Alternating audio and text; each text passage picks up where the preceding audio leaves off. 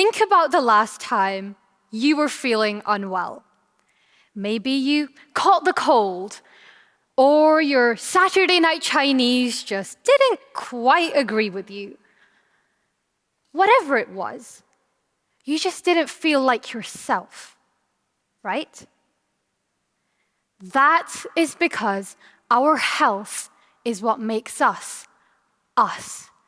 It beautifully intertwines our physical and emotional selves, and we're always looking for ways to improve it. Throughout history, medicine has helped shape our understanding of the human body and mind. And as our knowledge has evolved, so has our sense of identity as the human race. Let's take a step back in time to the earliest days of medicine, when doctors, or medicine men as they were called, were thought to be witch doctors and sorcerers. Back in ancient culture, our ancestors used to think that diseases and illnesses were caused by a god who was punishing them, or supernatural forces that had to be driven away by these medicine men. Mind you, their treatments had absolutely no physical effect on the body whatsoever. And yet, it could still make the patient feel better. So what was at play here?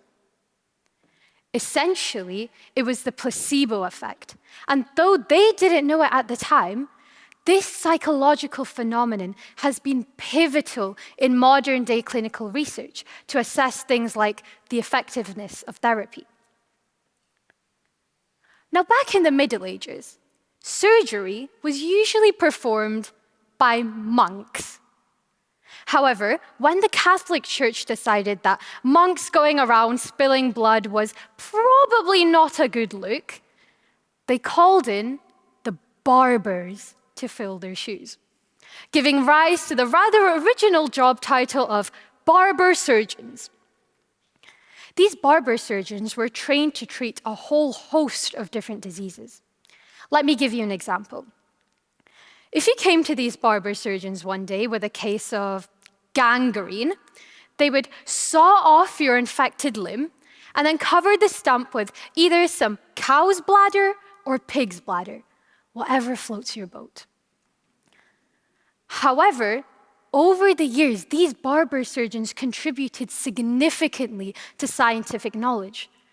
For example, they created an antiseptic valve, which became commonly used in medieval battlefields. It was also around this time that hospitals started popping up. By the 18th century, barbers and surgeons soon split off into their own specializations, which was probably for the best.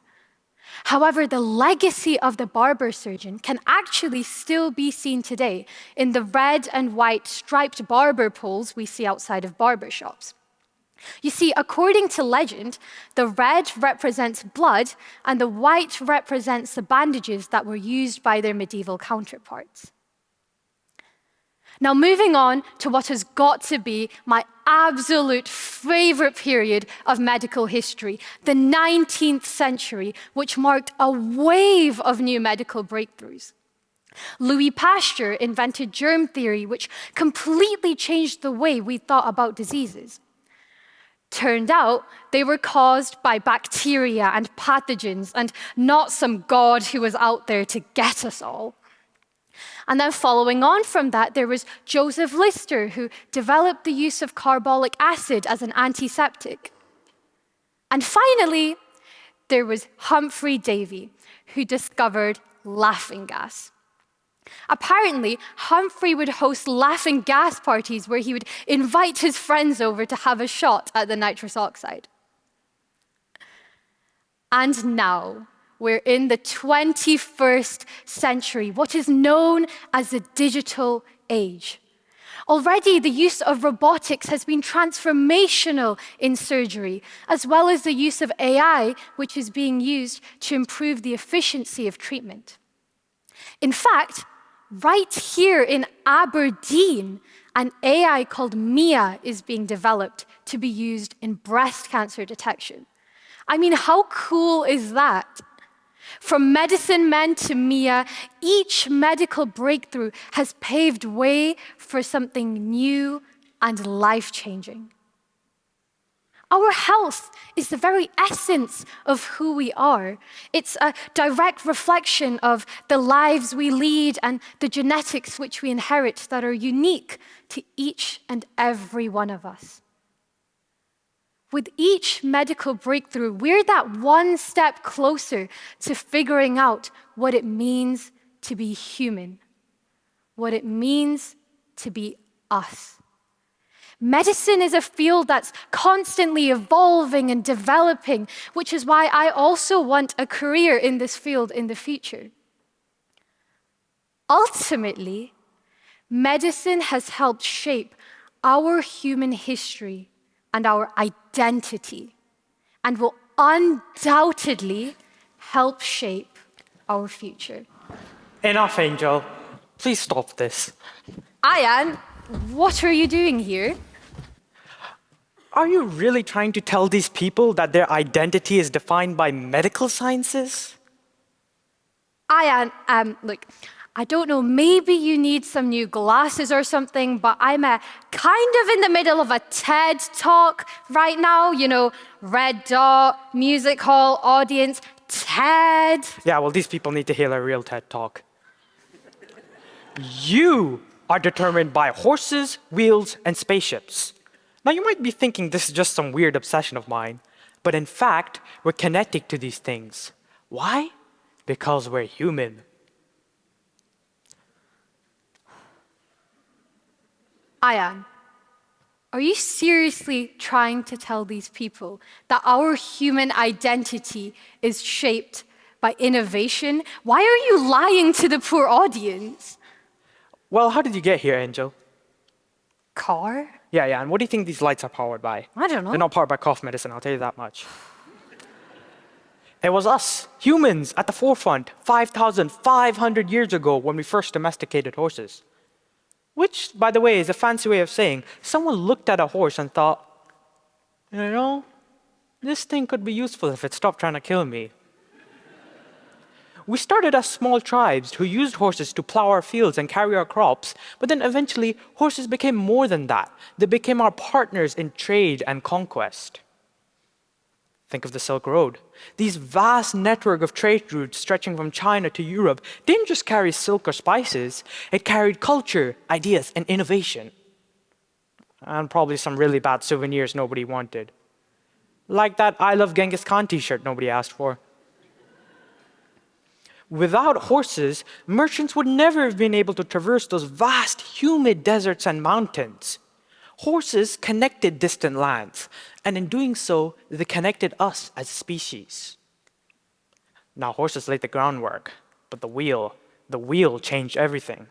The wheel was another leap forward in shaping who we are. It changed how we built, how we organized the societies, and most importantly, how we moved.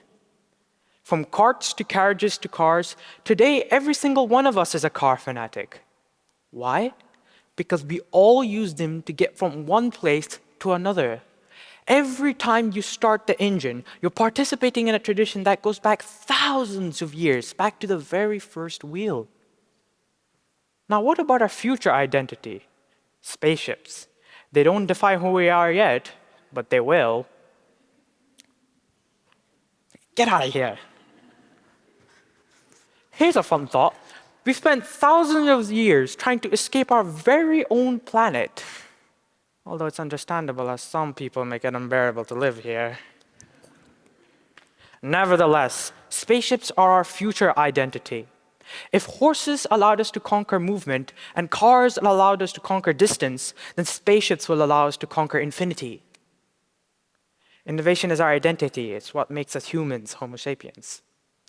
From the day we tamed the first horse, to the moment we put the first wheel on a cart, to the first time we step foot on the moon, man is tied to the things he creates. So when you look at horses, spaceships, or even cars, they're not just mere tools or inventions. You're seeing us, humans, a species defined by our ability to innovate. Aayan, horses, wheels, and spaceship. That is absolutely ridiculous. Are you having a laugh? So what do you think we're defined by? Paracetamol. But our health is, it's what we All make. right, all right, all right. I'm gonna stop you both there. Someone has to save this talk. All right. Let me ask you both something. When asked the question, who are you? Do you start describing every cell in your body or the inventions of people which, quite frankly, have nothing to do with you? Yeah, but like, No, right, exactly. So then, identity. Such a small word for something that carries the weight of our entire existence. It's a question we spend our lives asking ourselves, but never quite find the right answer to. Who am I? Now, when we think of identity, we often think of the labels we wear, like our names or our jobs or the roles we play in society. We wear these labels like badges or sometimes even like shields. But are these labels really who we are? Or are they just parts of a story? I like to think of identity like an onion. Like an onion. Layer after layer, each one revealing something deeper about you. On the surface, we show the identities that others can easily see. But as we peel back each layer, we reveal more complex truths, passions, beliefs, values, struggles, secrets. And that deep inner core, that is the essence of you. The you that isn't defined by any one label.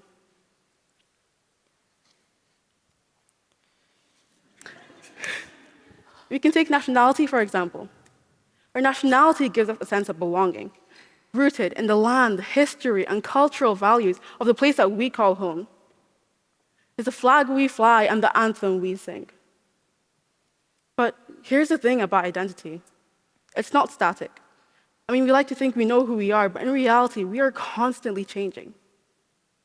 Every relationship, every challenge, every struggle changes us in one way or another. As a secondary school student, my identity involves my struggles, my successes, my failures, the hours I spent studying for my exams, and the relief I felt as I saw those glowing letter A's reflecting all my hard work. And to me, that makes up part of my identity. So I'd like you to think of who you are now compared to, say, 5 years ago. Are you the same person? Probably not. Maybe you're stronger. Maybe you're more vulnerable. Or maybe you're still searching for those parts of yourself that you didn't even know were missing. And that's the beauty of identity. It's fluid. It's always in motion, always shifting, and sometimes without us even realizing it. But here's the best part. We get to choose. I mean, sure, we're born into certain circumstances, like our race, our culture, or our class, but beyond that, we get to decide who we become. We can reject every part of ourselves that no longer serve us and embrace the parts that do. We can redefine our identities over and over again as we grow. Because identity isn't about fitting in. It's about standing out. It's about embracing every part of yourself, even the parts that don't make sense to anybody else. So, who are you? It's a question you'll never stop asking yourself. And that's okay. Because identity isn't a destination. It's a journey. It's a path of self-discovery. It's a process of learning and unlearning and becoming and choosing again and again and again. Your identity is your story. It's the most powerful tool you have. So own it, shape it, let it evolve, but most importantly, let it be uniquely, authentically, and unapologetically you. okay, but how about the works of great scientists like Hippocrates and Marie Curie and Alexander Fleming, the father of antibiotics? I mean, if it wasn't for his discovery of penicillin, even the smallest cut could have become fatal. And how did Alexander Fleming get to his laboratory? Did he walk? At least a tram or a horse. Okay, but Alexander Fleming wasn't just defined by his amazing works or how he got to work. He also went to university at the age of 16 and won a Nobel Prize for his hard work. Yeah. So maybe It isn't just medicine or culture or transportation that makes us who we are. Maybe it's all of these things and more that give us our identity, you know, like a jigsaw puzzle with all its pieces fitted together. These are good takes, made by fair people. But I would just like to say for the record, maybe I was right all along. Innovation is identified by our... Aayan, no! So I think we're all in agreement that identity isn't just tied to one thing, but to everything. It's our hobbies, our day-to-day activities, our experiences, our legacy. And if even one of these things were to change, we might not even be who we are today. So it's my identity. And my identity. And my identity. That makes us who we are.